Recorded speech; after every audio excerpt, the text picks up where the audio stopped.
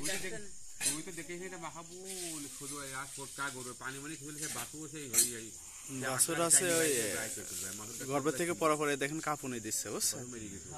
এটা প্রত্যেকটা বাছুর এইভাবে দেয়। আছে একটা নেকড়া নিয়ে আসেন, সুন্দর একটা নেকড়া নিয়ে এসে এর পুরা গাটা সুন্দরভাবে মুছাই দেন। আর গাভী চাটলে একটু বেশি ভালো হতো। গাভী তো হয়তো একদম সাথে সাথে ছিল সমস্যা না না সমস্যা নাই। ওটা ওই একটু জীবাণুনাশক দিয়ে ধুয়ে দিলে আর সমস্যা হবে না।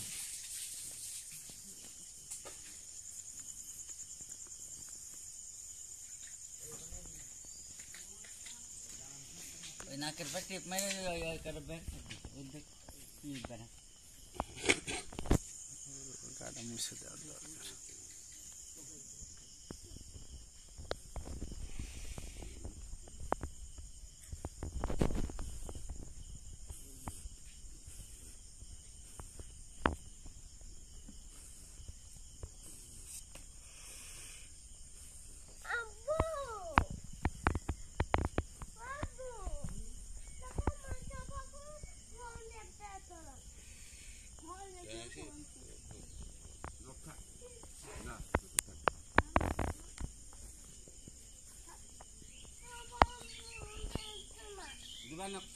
মুছে দেন ওর গায়ে পেট টেট দিয়ে আছে মাথা টাথা দিয়ে সব মুছে দেন।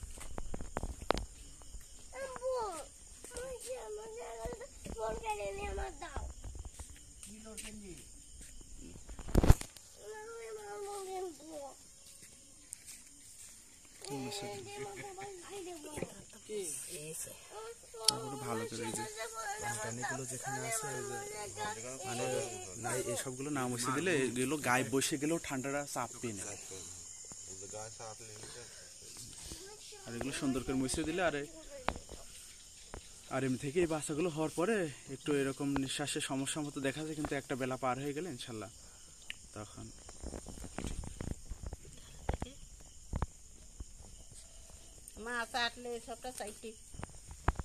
তো বাছুর শক্তিশালী আছে। হ্যাঁ বাছুর আল্লাহর রহমতে দুর্বল নাই। বাছুর ঘাস পাইনি পেটে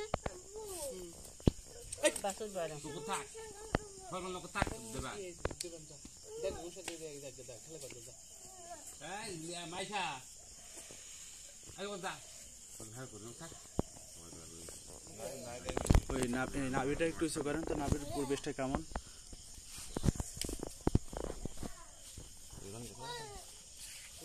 একদম এর থেকে তো ছিঁড়ে গেছে তাই না?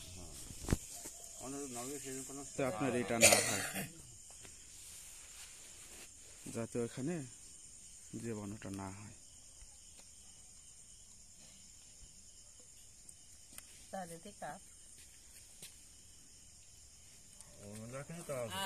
আচ্ছা তারপরও দিয়ে দেন। এটা দেওয়ার পরও হচ্ছে